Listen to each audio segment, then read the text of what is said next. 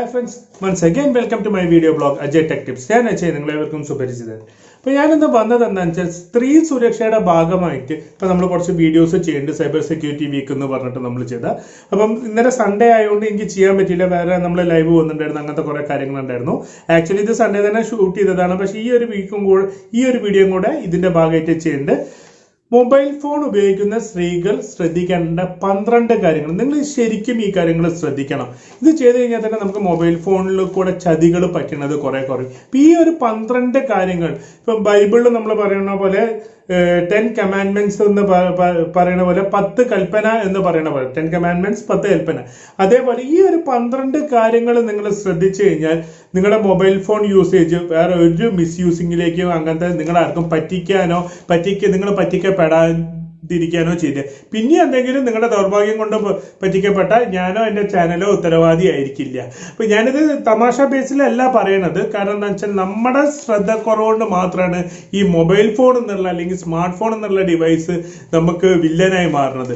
നമ്മൾ സ്ഥിരമായിട്ട് യൂസ് ചെയ്യാൻ വെച്ചാൽ ഡീസൻ്റ് ആയിട്ട് യൂസ് ചെയ്യാൻ ഈ ഒരു 12 കാര്യങ്ങൾ ശ്രദ്ധിക്കുക.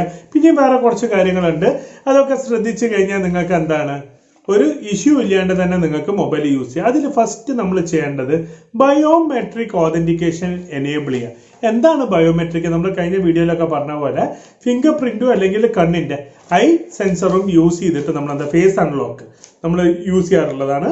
ഫ്രണ്ട് ക്യാമറ ഉള്ളപ്പോൾ ഒരുവിധം ബേസിക് ഫോൺ മുതൽക്ക് ഫേസ് അൺലോക്ക് ഉണ്ട്. അതല്ലെങ്കിൽ ഫിംഗർ പ്രിന്റ് അൺലോക്ക്. നമ്മൾ ഫസ്റ്റ് പ്രിഫറൻസ് കൊടുക്കുക ഫിംഗർ പ്രിന്റ് അൺലോക്ക് ആണ്. അപ്പൊ ചില ക്യാമറ ഇപ്പൊ C2 ഒക്കെ ഫിംഗർ പ്രിന്റ് അൺലോക്ക് ഇല്ല. റിയൽമിന്റെ എടുത്ത് പറഞ്ഞതാണ്, ആ മോഡൽ നമ്മുടെ വൈഫ് യൂസ് ചെയ്യുന്നുണ്ട്, അതുകൊണ്ടാണ് പറഞ്ഞത്. റിയൽമിന്റെ C2 ഫിംഗർ പ്രിന്റ് ലോക്ക് ഇല്ല. അപ്പൊ അങ്ങനെ ലോക്ക് ഇല്ലാത്ത സ്ഥിതിക്ക് നിങ്ങൾക്ക് സെക്യൂർഡ് ആക്കണമെങ്കിൽ ബയോമെട്രിക് ഓതന്റിക്കേഷൻ ചെയ്യണമെങ്കിൽ ഫേസ് യൂസ് ചെയ്യുക. അപ്പൊ നിങ്ങൾ എന്നോട് ചോദിക്കാവുന്ന ഒരു ചോദ്യം എന്താണ്, പാറ്റേണോ പിന്നോ പോരെയെന്ന്. ഈ പാറ്റേൺ ആകുമ്പോൾ ഞാൻ കഴിഞ്ഞ വീഡിയോയിൽ പറഞ്ഞ പോലെ ചെരിച്ച് പിടിച്ച് നോക്കിക്കഴിഞ്ഞാൽ നമ്മുടെ ആ ഒരു പാട് നമുക്ക് അറിയാൻ പറ്റും. അതിൽ പിന്നെ നമുക്ക് അടിക്കുമ്പം ടോണൊക്കെ ഉണ്ടെങ്കിൽ ആ DTMF ടോണ് കുറച്ച് ഐഡിയ ഉള്ള ഒരാളെ അയച്ചാൽ എന്ത് ചെയ്യാൻ പറ്റും, കണ്ടുപിടിക്കാനൊക്കെ പറ്റും.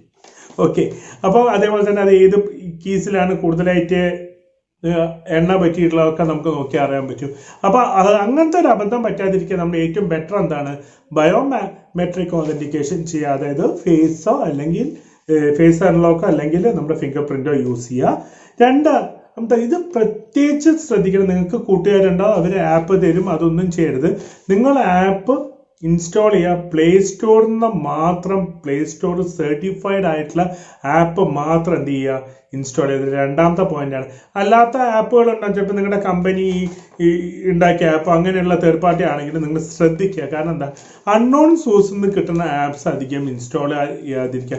അപ്പൊ ഇനിയിപ്പോൾ ഓണർ ഫോണിന്റെ യൂസേഴ്സ് ഒന്നും തന്നെ പറയരുത്, കാരണം അവർക്ക് ഇനി പ്ലേ സ്റ്റോർ ഇല്ല, അതൊക്കെ അവരുടെ ആപ്പ് സ്റ്റോർ ആണ്. അപ്പൊ അതിലേക്ക് നമ്മൾ കിടക്കണില്ല. പിന്നെ ഐഫോൺ കാര്യം ചോദിക്കുകയും പ്ലേ സ്റ്റോറിൽ മാത്രമാണോ, ഞങ്ങൾക്ക് ഐഫോൺ സ്റ്റോർ ആണ്. അപ്പൊ നിങ്ങൾക്ക് അതിന്ന് യൂസ് ചെയ്യാം, നിങ്ങളുടെ കമ്പനി തരുന്ന ഇത് യൂസ് ചെയ്യുക. പക്ഷെ നമുക്ക് ഗൂഗിളിൽ സെർച്ച് ചെയ്തിട്ടൊക്കെയുള്ള ആപ്സ് ഉണ്ടല്ലോ, 9 ആപ്സ് അങ്ങനെയുള്ള, അതൊന്നും നിങ്ങൾ ഒരിക്കലും എന്ത് ചെയ്യരുത്, യൂസ് ചെയ്യരുത്. അപ്പൊ ഫസ്റ്റ് പോയിന്റ് എന്താണ്, ബയോമെട്രിക് ഓതന്റിക്കേഷൻ.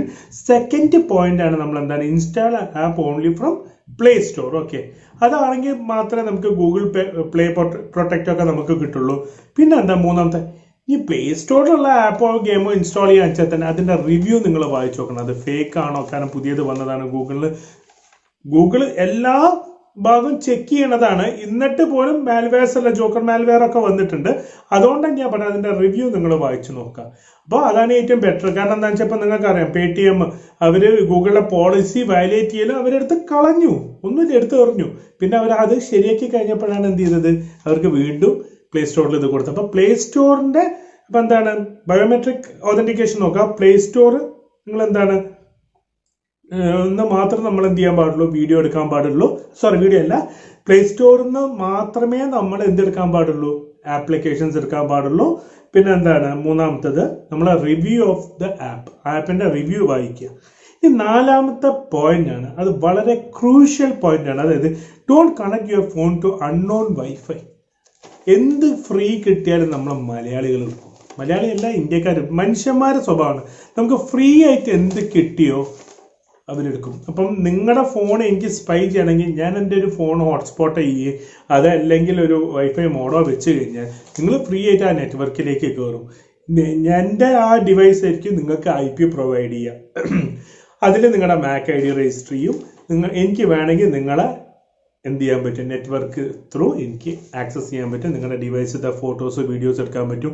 ഈവൺ ഈ ഡിവൈസ് കൺട്രോൾ വരെ എടുക്കാനുള്ള ആപ്സ് ഇന്ന് ഡാർക്ക് നെറ്റിലും അതേപോലെ തന്നെ ആപ്പ് ഡെവലപ്പേഴ്സിൻ്റെ അടുത്തൊക്കെ ഉണ്ട്. അപ്പോൾ അങ്ങനെയുള്ള ഒരു കാര്യങ്ങൾ നിങ്ങൾ ഫ്രീ ആയിട്ട് വൈഫൈ കിട്ടാൻ ചെയ്യാതിരിക്കുക. ഇപ്പോൾ നമ്മൾ പല പബ്ലിക് പ്ലേസസും വൈഫൈ ഉണ്ടാവും. അതിൽ ഇതേപോലെ ഒരു അത്യാവശ്യം ഹാക്കിംഗ് അറിയുന്ന ഒരു പയ്യനുണ്ടെങ്കിൽ നിങ്ങളുടെ ഫോണത്തെ എല്ലാ ഡീറ്റെയിൽസും എന്ത് ചെയ്യും, എടുക്കാൻ പറ്റും. ഈവൻ ഇഫ് ബാങ്കിങ് വരെ അവർക്ക് ചെയ്യാൻ പറ്റും. അതുകൊണ്ട് കഴിയുന്നതും ബാങ്കിങ് അതേപോലെ നിങ്ങളുടെ പേഴ്സണൽ ഫോട്ടോസ് ഉള്ള ഫോണൊന്നും പബ്ലിക് വൈഫൈയിലേക്ക് കണക്ട് ചെയ്യരുത്. എത്ര ഫ്രീ തരാ പറഞ്ഞാലും ഒന്നും നമ്മൾ ചെയ്യരുത്. നമ്മൾ ഓഫീസ് വൈഫൈ തന്നെ നിങ്ങൾ ശരിക്കും ശ്രദ്ധിക്കണം. ശരിക്കും വൈഫൈ യൂസ് ചെയ്യാത്തതാണ് നല്ലത്. നമ്മൾ വീട്ടിലത്തെ വൈഫൈ യൂസ് ചെയ്യാൻ വെച്ചാൽ ഒരു കുഴപ്പമില്ല. നിങ്ങൾ ഫ്രീ ആയിട്ട് കിട്ടുന്ന അല്ലെങ്കിൽ പബ്ലിക് വൈഫൈസ് നിങ്ങൾ യൂസ് ചെയ്യരുത്. വെറുതെ ആരും ഒന്നും ഫ്രീ തരില്ല, അത് ആദ്യം ആലോചിക്കുക. പിന്നെ അങ്ങനെ ഫ്രീ തരാൻ വെച്ചാൽ തന്നെ അവിടെ ആരെങ്കിലും ഇതേപോലെ ഒരു ബുദ്ധി ഉണ്ടെങ്കിൽ നിങ്ങളുടെ ഡാറ്റ എടുക്കാൻ പറ്റും, ഈസി ആയിട്ട് തന്നെ ആക്സസ് ചെയ്യാൻ പറ്റും. ഇതൊക്കെ ചെയ്യും. നമ്മളത് പറയാൻ പാടില്ല, എന്നാലും പറയാണ്, നിങ്ങൾ ഫ്രീ വൈഫൈ യൂസ് ചെയ്യരുത്. ഇതൊരു എഡ്യൂക്കേഷണൽ പർപ്പസ് ആയതുകൊണ്ടാണ് നമ്മൾ പറഞ്ഞത്. പിന്നെ ഉള്ളതാണ് അടുത്ത പോയിന്റാണ് നിങ്ങൾ ശ്രദ്ധിക്കേണ്ടത്. അതേപോലെ തന്നെ പരിചയമില്ലാത്ത ആൾക്കാരെ കമ്പ്യൂട്ടറിൽ ഗെയിം കയറ്റാനോ സോഫ്റ്റ്വെയർ കയറ്റാനോ പാട്ട് കയറ്റാനോ വീഡിയോ കയറ്റാനോ ഒന്നും നിങ്ങളുടെ ഫോൺ വിട്ട് കൊടുക്കരുത്. അവർക്ക് അതിൽ നിന്ന് നിങ്ങളുടെ ഡാറ്റ ആക്സസ് ചെയ്യാൻ പറ്റും. നിങ്ങളുടെ മുമ്പിൽ ഇരുന്നാലും എന്ത് ചെയ്യുക, അവർക്ക് സ്പൈ ആപ്പോ വാട്സപ്പ് വെബോ അതായത് എന്തെങ്കിലും എനേബിൾ ചെയ്തിട്ട് നിങ്ങളുടെ ചാറ്റ് വരെ കാണാൻ പറ്റുന്ന രീതിയിൽ നിങ്ങളുടെ ഫോണിൻ്റെ കൺട്രോൾ ദയവ് ചെയ്ത് കൊടുക്കരുത്. അതുകൊണ്ട് പരിചയമില്ലാത്ത നിങ്ങളുടെ കമ്പ്യൂട്ടറിൽ നിങ്ങൾക്ക് ആക്സസ് ചെയ്യുക. നിങ്ങളുടെ കമ്പ്യൂട്ടറിലും വേറെ ആളെ ഇരുത്തരുത്. അത് അതിൻ്റെ ഇടയിലുള്ളൊരു പോയിന്റാണ്. PC എന്ന് പറഞ്ഞാൽ പേഴ്സണൽ കമ്പ്യൂട്ടറാണ്, നമ്മൾ യൂസ് ചെയ്യേണ്ട സാധനമാണ്. അത് വേറെ ഒരാൾക്ക് കൊടുക്കരുത്. അതേപോലെ നമ്മൾ ഫോണൊക്കെ നമ്മൾ സർവീസിന് കൊടുക്കാൻ വെച്ചാൽ മെമ്മറി കാർഡ് ഊരി വയ്ക്കുക. പിന്നെ കഴിയുന്നതും ഫോട്ടോ ക്യാമറേൻ്റെ ലൊക്കേഷൻ മെമ്മറി കാർഡാക്കി വെക്കുക. ഇല്ലെങ്കിൽ എന്താ വെച്ചാൽ പലതും നമുക്കറിയാം, പല ഫിലിംസും നിങ്ങൾ കണ്ടിട്ടുണ്ടാവും. എന്താ മൊബൈൽ ഷോപ്സ് എന്നാണ് കൂടുതലായിട്ട് ഇങ്ങനെ നമ്മുടെ ഫോണിലുള്ള ഫോട്ടോസ് വീഡിയോസൊക്കെ എന്താ പുറമേ പോകുക. അപ്പോൾ അതൊക്കെ വളരെ ശ്രദ്ധിക്കേണ്ട കാര്യമാണ്. പിന്നെ ആറാമത്തെ കാര്യം, എനേബിൾ ആൻഡ്രോയിഡ് ഡിവൈസ് മാനേജർ. ഇത് ആൻഡ്രോയിഡ് ഫോൺസിലേക്ക് ഉള്ളതാണ്. ഡിവൈസ് മാനേജർ നമ്മൾ എനേബിൾ ചെയ്ത് കഴിഞ്ഞാൽ നിങ്ങളുടെ ഫോൺ മോഷണം പോവേ, നിങ്ങൾ ഇപ്പോൾ ഏതെങ്കിലും സ്ഥലത്ത് കുടുങ്ങിപ്പോയി കഴിഞ്ഞാൽ നിങ്ങളുടെ ലൊക്കേഷൻ ഓണാക്കി വെച്ചിട്ടുണ്ടെങ്കിൽ നിങ്ങളുടെ ഹസ്ബൻഡിനോ ആർക്ക് വേണമെങ്കിൽ നിങ്ങളെ ട്രാക്ക് ചെയ്യാൻ പറ്റും. ഇനി അതല്ല നിങ്ങളുടെ ഫോൺ മോഷണം പോയി കഴിഞ്ഞാൽ നിങ്ങൾക്ക് എന്ത് ചെയ്യാം, നിങ്ങളുടെ ഫോണിനെ ട്രാക്ക് ചെയ്യാനും അത് സ്വിച്ച് ഓഫ് ചെയ്യാനും ഈവൺ ഇഫ് നിങ്ങളുടെ ഫോൺ ഫോർമാറ്റ് ചെയ്യാൻ പറ്റും. ഇപ്പോൾ ഇനി ഫോൺ പോയാൽ പോയിക്കോട്ടെ, പക്ഷെ നിങ്ങളുടെ ഫോട്ടോ വീഡിയോ കോൺടാക്ട്സ് അതൊക്കെ അവരെടുത്താലോ. അപ്പോൾ അവർ ഫോൺ എപ്പോഴാണോ ഓണാക്കണമെന്ന് വെച്ചാൽ അവർ ഈ കണക്ഷൻ പിടിച്ചിട്ടില്ല, അവർ നെറ്റ് കണക്റ്റഡ് ആണ് വെച്ചാൽ നിങ്ങൾക്ക് ആൻഡ്രോയിഡ് ഡിവൈസ് മാനേജർ യൂസ് ചെയ്തിട്ട് നിങ്ങളുടെ ഫോൺ ഇറേസ് ചെയ്യാൻ പറ്റും. അങ്ങനെ ഇറേസ് ചെയ്യാൻ വെച്ചാൽ നിങ്ങളുടെ ഡാറ്റ പോകുന്നേ ഉള്ളൂ, അവർക്ക് കിട്ടില്ല.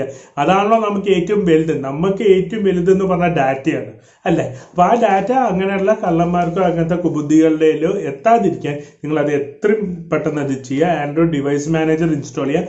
അതെങ്ങാനും ഇൻസ്റ്റാൾ ചെയ്യാൻ ഡൗട്ട് ഉണ്ടെങ്കിൽ എന്നെ feel free to call me. എൻ്റെ നമ്പർ നിങ്ങൾക്കറിയാം, ഫോണിൻ്റെ സ്ക്രീനിലുണ്ട്. നിങ്ങളുടെ ഫോൺ എന്തായാലും ഗൂഗിൾ അക്കൗണ്ടായിട്ട് ലിങ്ക് ചെയ്തിട്ടുണ്ടോ, അപ്പോൾ അതെങ്ങനെയാണ് ഡിവൈസ് മാനേജർ എടുക്കുക എന്നുള്ള കാര്യങ്ങളൊക്കെ ഞാൻ പറഞ്ഞുതരാം. ഇനി അതിന് വേണമെങ്കിൽ ഒരു വീഡിയോ ഞാൻ ചെയ്യാം, ട്യൂട്ടോറിയൽ വേണമെങ്കിൽ കമൻറ്റ് ചെയ്യുക. പിന്നെ എന്താണ്, നിങ്ങളത് ഏഴാമത്തെ പോയിന്റാണ്. ഇതിനെ ബേസ് ചെയ്തിട്ടാണ് നിങ്ങൾ നിങ്ങളുടെ ഫോണിൻ്റെ IMEI നമ്പറും നിങ്ങളുടെ മൊബൈൽ സിം നമ്പർ സിം കാർഡിൻ്റെ കൂടെ ഉണ്ടാവും. അപ്പോൾ പൊട്ടിച്ചപ്പോൾ ചെറിയ സിം ആണെന്ന് വെച്ചാൽ അത് പ്രശ്നമില്ല. IMEI നമ്പർ ഫോണിൻ്റെ എന്തായാലും എടുക്കുക. *#06# അടിച്ചു കഴിഞ്ഞാൽ നിങ്ങൾക്ക് നിങ്ങളുടെ IMEI നമ്പർ കാണാൻ പറ്റും. *#06# അത് ഡിസ്പ്ലേയിൽ കാണാപ്പോൾ നിങ്ങൾക്ക് ആ നമ്പർ അടിച്ച് നോക്കിക്കഴിഞ്ഞാൽ അത് എവിടെയെങ്കിലും ഒന്ന് നോട്ട് ചെയ്ത് വെക്കുക. കാരണം നിങ്ങളുടെ ഫോൺ മോഷണം പോയി കഴിഞ്ഞാൽ പോലീസുകാർ ആകെ ചോദിക്കുന്ന കാര്യം നിങ്ങളുടെ ഫോണിൻ്റെ IMEI നമ്പറാണ്. ഇപ്പോൾ നിങ്ങളുടെ ഫോൺ തിരിച്ച് കിട്ടാനും എന്നൊക്കെ ഉണ്ടെങ്കിൽ അതിൻ്റെ ഫോണിൻ്റെ ഒരു എക്യുപ്മെൻ്റ് ഐഡൻറ്റിറ്റിയാണ്. അത് യൂണിവേഴ്സലി അതെന്താണ്, ഒരാൾക്ക് ഒരു IMEI നമ്പർ, ഒരു ഫോണിൽ 2 IMEI നമ്പർ ഉണ്ടാകും, കാരണം 2 സിം ഇടണമുണ്ട്. അപ്പം ഇനി സിംഗിൾ സിം വാങ്ങിച്ചാൽ ഒരു ഫോണിന് ഒരു IMEI, അത് വേറെ ആൾക്കും ഉണ്ടാവില്ല. അതുകൊണ്ട് യൂണിക് ആയിരിക്കും. അപ്പോൾ ലോകത്ത് അത് നിങ്ങൾക്ക് മാത്രമേ ഉണ്ടാവുള്ളൂ. അതുകൊണ്ട് നിങ്ങൾ എന്ത് ചെയ്യുക, അത് നോട്ട് ചെയ്ത് വെക്കുക. ഓക്കെ, അപ്പം IMEIൻ്റെ കാര്യം നിങ്ങളത് വളരെ എല്ലാവരും ചെയ്യേണ്ട ഒരു കാര്യം, ആരും ചെയ്യാത്തതാണ്. അപ്പം നിങ്ങൾക്ക് *#06# ഓക്കെ അടിച്ചു കഴിഞ്ഞാൽ അത് ചെയ്യാൻ പറ്റും. പിന്നെ നേരത്തെ നമ്മൾ പറഞ്ഞ അതേ കാര്യം തന്നെ 8ാമത്തെ പോയിന്റ്, നമ്മുടെ വാട്സപ്പ് വെബ് എപ്പോഴെങ്കിലും എനേബിൾ ചെയ്തിട്ടുണ്ടോ ആരെങ്കിലും ഇടയ്ക്കിടയ്ക്ക് നോക്കുക. കാരണം നമ്മൾ ചിലപ്പോൾ പല സ്ഥലത്തും ചാർജിങ്ങിലൊക്കെ വെച്ച് പോയിട്ടുണ്ടെന്ന് ചിലപ്പോൾ നിങ്ങൾ ഫോൺ ലോക്ക് ചെയ്തിട്ടുണ്ടാവില്ലേ. അപ്പോൾ ആരെങ്കിലും നിങ്ങളുടെ ഫോണിലത്തെ വാട്സപ്പ് എടുത്തിട്ട് അവരെ ലാപ്പിലേക്കോ മറ്റോ സ്കാൻ ചെയ്തിട്ടുണ്ടെങ്കിൽ നിങ്ങൾക്ക് വരുന്ന അതിനുശേഷം വരുന്ന ഓരോ ചാറ്റുകളും അവർക്ക് കാണാൻ പറ്റും. ഒരു മെസ്സേജ്, ഒരു വോയിസ് നിങ്ങൾ അയക്കുന്നത് നിങ്ങൾക്ക് വരുന്നതും. അതുകൊണ്ട് ഇടയ്ക്ക് എന്ത് ചെയ്യുക, വാട്സപ്പ് വെബ് നോക്കാതെ നിങ്ങൾ സെറ്റിങ്സിൽ പോയി നോക്കി കഴിഞ്ഞാൽ വാട്സപ്പ് വെബ് ഉണ്ട്. അത് അവിടെ നമുക്ക് ക്യാമറേൻ്റെ ചിഹ്നമായിട്ട് നമ്മുടെ സ്കാനിങ് ഏരിയ ആണ് കണക്ഷൻ പേടിക്കേണ്ട. പകരം കണക്റ്റഡ് ടു ദിസ് ഡിവൈസ് എന്ന് പറയാൻ വെച്ചാൽ പ്രശ്നമാണ്. അത് അപ്പോൾ തന്നെ സൈൻ ഔട്ട് ചെയ്യുക. ചിലപ്പോൾ നമ്മൾ തന്നെ നമ്മുടെ ഡിവൈസിൽ നിന്ന് മറന്നുണ്ടാവില്ല. അപ്പോൾ നിങ്ങളത് ശ്രദ്ധിക്കേണ്ട കാര്യമാണ്. വാട്സപ്പ് വെബ് എപ്പോഴും അത് ഫ്രീക്വൻ്റ്ലി നിങ്ങൾ നോക്കണമായിരിക്കും നന്നാവുക. ഡെയിലി ഒരു 2 പ്രാവശ്യം നോക്കണമെങ്കിലും കുഴപ്പമില്ല. കാരണം ആരെങ്കിലും നമ്മുടെ ചാറ്റ് കണ്ടു കഴിഞ്ഞാൽ അത് നമ്മുടെ പേഴ്സണൽ വിഷയമല്ല, അത് വേറൊരാൾക്ക് കാണിച്ചു കൊടുക്കണം. പിന്നെ 9ാമത്തേത്, പ്രത്യേകിച്ച് നമ്മൾ സ്ത്രീകൾ പുറത്തുനിന്ന് റീചാർജ് ചെയ്യുമ്പം മൊബൈൽ കടക്കാർക്ക് നമ്മൾ നമ്പർ കൊടുക്കുന്നുണ്ട്. അപ്പോൾ അവരോ അല്ലെങ്കിൽ അവിടെ വരുന്ന ആരെങ്കിലും ആ ഡയറി എടുത്ത് നോക്കിയിട്ട് നമ്പർ എടുക്കാതിരിക്കാൻ വേണ്ടിയിട്ട് ഇപ്പോൾ ഐഡിയ, വോഡാഫോൺ, എയർടെൽ പോലത്തെ കമ്പനി വിർച്വൽ നമ്പർ, ജിയോ ഒക്കെ ചെയ്യുന്നത് വിർച്വൽ നമ്പർ നമുക്ക് ക്രിയേറ്റ് ചെയ്യുക. നമ്മുടെ നമ്പറായിട്ട് ആ നമ്പർ ലിങ്ക് ചെയ്യും. പണ്ട് നമ്മൾ വിർച്വൽ ആധാർ ക്രിയേറ്റ് ചെയ്യുന്നത് പറഞ്ഞ പോലെ ഈ വിർച്വൽ നമ്പറിലേക്ക് നമുക്ക് റീചാർജ് ചെയ്താൽ മതി. അത് നമുക്ക് അതിൻ്റെ ഒരു വീഡിയോ വേണമെന്നുണ്ടെങ്കിൽ നിങ്ങൾ ഇതിൻ്റെ അടിയിൽ കമൻറ്റ് ചെയ്യുക. എന്നാൽ ഞാൻ തീർച്ചയായും വിർച്വൽ ID എങ്ങനെ ക്രിയേറ്റ് ചെയ്യുന്നുള്ളൊരു വീഡിയോ ചെയ്യുക. കാരണം എന്താണെന്ന് വെച്ചാൽ ഇന്നത്തെ സ്ത്രീകൾ ശ്രദ്ധിക്കേണ്ടതാണ്, അവരുടെ നമ്പർ അധികം പുറത്ത് പോകണ്ട എന്നുള്ള സ്ത്രീകളാണെങ്കിൽ നിങ്ങൾ എന്താ ചെയ്യേണ്ടത്, വിർച്വൽ ID കൊടുത്തിട്ട് ആ ID കൊടുത്ത് അതിലേക്ക് റീചാർജ് ചെയ്താൽ മതി. നിങ്ങളുടെ അക്കൗണ്ടിലേക്ക് ബാലൻസ് കയറിക്കോളും. അല്ലെങ്കിൽ നിങ്ങൾ UPI വഴിയൊക്കെ നിങ്ങൾ സ്വന്തം റീചാർജ് ചെയ്യണമായിരിക്കും ഏറ്റവും നന്നാവുക. അപ്പം അത് ഒരു 9ാമത്തെ പോയിന്റാണ്. 10ാമത്തെ ഇതാണ്, check spy app install in your mobile. നമ്മൾ പണ്ട് വീഡിയോ ചെയ്തിട്ടുണ്ടായിരുന്നു എങ്ങനെയാണ് സ്പൈ ആപ്പ് ഇതായിട്ടോ അറിയാം. നമ്മുടെ നെറ്റിൻ്റെ യൂസേജ് നോക്കുക, ഏതെങ്കിലും അൺനോൺ ആപ്സ് നെറ്റ് കൂടുതലായിട്ട് യൂസ് ചെയ്യുന്നുണ്ടോ നോക്കുക. പിന്നെ അതേപോലെ തന്നെ നമ്മുടെ ബാറ്ററി പെട്ടെന്ന് ഡ്രെയിൻ ആയി പോകുന്നുണ്ടോ നോക്കുക, ഫോൺ ഹീറ്റ് ആവുന്നുണ്ടോ നോക്കുക. അങ്ങനെയാണെങ്കിൽ ബാറ്ററിയിൽ ഏതാണ് ഏറ്റവും കൂടുതലായിട്ട് കൺസ്യൂം ചെയ്യുന്നത് നോക്കുക. അതൊരു ടിപ്പാണ്. അപ്പം അത് നമ്മുടെ സാധാ ആപ്പ് അല്ലെങ്കിൽ നമ്മൾക്ക് എന്താണ് സ്പൈ ഉണ്ട്. അപ്പോൾ പെട്ടെന്ന് ഫോർമാറ്റ് ചെയ്യും. കാരണം എന്താണ്, നിങ്ങളുടെ ചെല്ലപ്പേര് എന്താണ്, അത് കഴിഞ്ഞ് പോയിന്റ് വരുന്നുണ്ട്. അതേപോലെ തന്നെ നിങ്ങൾക്ക് എത്ര അടുത്ത ജന്മം ആരോ അങ്ങനത്തെ കാര്യങ്ങളും പിന്നെ നമ്മൾ പല ഡീറ്റെയിൽസൊക്കെ കൊടുക്കുമ്പോൾ ചിലപ്പോൾ സ്പൈ ആപ്പൊക്കെ നമ്മുടെ ഫോണിലേക്ക് വരാൻ ചാൻസ് ഉണ്ട്. അപ്പോൾ അത് വരാതിരിക്കാൻ വേണ്ടിയിട്ടാണ് നമ്മൾ ഈ എടുത്ത് പറഞ്ഞത്. പിന്നെ don't go for phishing content. അതായത് 1 രൂപയ്ക്ക് ഐഫോൺ, ഈ പറഞ്ഞ പോലെ തന്നെ 1 രൂപയ്ക്ക് ഐഫോൺ, എന്നിട്ട് ഫ്ലിപ്കാർട്ടിൻ്റെ ഒരു ചിത്രം ഉണ്ടാവും. പക്ഷെ അത് ഫ്ലിപ്കാർട്ടില്ല, flip.cart ഉണ്ടാവുക. cart.ac അങ്ങനത്തെ അതൊരിക്കലല്ല, flipkart.com എന്ന് മാത്രമേ ഫ്ലിപ്കാർട്ടിൻ്റെ വെബ്സൈറ്റ് ഉണ്ടാവുള്ളൂ. അപ്പോൾ അങ്ങനെ കുറേ തട്ടിപ്പുകൾ വരുന്നുണ്ട്. അപ്പോൾ ആ തട്ടിപ്പുകളിലൊന്നും നിങ്ങൾ പണം കളയരുത്. അതാണ് നമുക്ക് പറയണത്. ഈ 12ാമത്തെ പോയിന്റാണ്, don't share controversy and fake newses. സ്ത്രീകളിപ്പം അകത്താവാൻ വരെ ഉള്ള കുറേ ആൾക്കാർക്ക് ഇപ്പോൾ കേസൊക്കെ വന്നിട്ടുണ്ട്. കോൺട്രവേഴ്സറി ആയിട്ടുള്ള ന്യൂസസ്, അതായത് ഇപ്പോൾ റീസൺ പൊളിറ്റിക്സ്, അതേപോലെ തന്നെ മതസ്പർദ്ധ വർദ്ധിപ്പിക്കാൻ, കലഹം ഉണ്ടാക്കിക്കുക, അങ്ങനെയുള്ള കാര്യങ്ങൾ നിങ്ങൾ ഷെയർ ചെയ്ത് കഴിഞ്ഞാൽ നിങ്ങളുടെ ഇമെയിലും നിങ്ങളുടെ MAC അഡ്രസ്സും നിങ്ങളുടെ IP അഡ്രസ്സും ഒക്കെ നിങ്ങളെ ട്രേസ് ചെയ്യാൻ പറ്റും. ഇന്ന് നമ്മുടെ സൈബർ സെൽ എന്ന് പറഞ്ഞാൽ കേരള സൈബർ സെല്ലും കേന്ദ്ര ഗവൺമെൻറ്റിൻ്റെ സ്പെഷ്യൽ ടാസ്ക് ഫോഴ്സും ഒട്ടും മോശമില്ല. ഇപ്പോൾ നിങ്ങളെ ഒരാളിട്ടിട്ട് ഞാൻ അറിയില്ല, ഞാൻ ചെയ്തില്ല പറഞ്ഞു കഴിഞ്ഞാലും കാര്യമില്ല, നിങ്ങൾ അറസ്റ്റ് തന്നെ ചെയ്യും. അതുകൊണ്ട് സൈബർ ലോ എന്ന് നമ്മുടെ ഇന്ത്യയിൽ അത്രയും തന്നെയാണ്. അപ്പോൾ നിങ്ങളത് ഇനി പുറമേ ഉള്ളവരാണെങ്കിൽ തന്നെ നിങ്ങൾ പാസ്പോർട്ടായിട്ട് ഇന്ത്യയിലേക്ക് വരുമ്പോൾ നിങ്ങളെ എന്ത് ചെയ്യും, അവിടെ നിന്ന് പിടിക്കും. അങ്ങനെ പിടിച്ച കേസുകളുണ്ട്. അത് പ്രത്യേകിച്ച് നിങ്ങൾ ആക്കുക. അതേപോലെ തന്നെ ഫേക്ക് ന്യൂസസ് സ്പ്രെഡ് ചെയ്യാതിരിക്കുക. ഇന്നിപ്പോൾ യൂട്യൂബിന് വരെ ഫേക്ക് ന്യൂസസ് ഉണ്ടാക്കിയ കാര്യങ്ങളുണ്ട്. അതൊക്കെ നമ്മൾ വരും വീഡിയോകളിൽ പറയണതാണ്. അപ്പോൾ ഇത്രയാണ് ഈ 12 കാര്യങ്ങൾ നിങ്ങൾ ശ്രദ്ധിക്കുക. ഒരു ന്യൂസ് കിട്ടിയാൽ അത് ജെനുവിൻ ആണോ ഉറപ്പുണ്ടെങ്കിൽ മാത്രം ഷെയർ ചെയ്യാം. നിങ്ങൾക്ക് ഷെയർ ചെയ്യാൻ ഒന്നുമില്ലെങ്കിൽ എൻ്റെ വീഡിയോ എടുത്ത് ഷെയർ ചെയ്തോളൂ.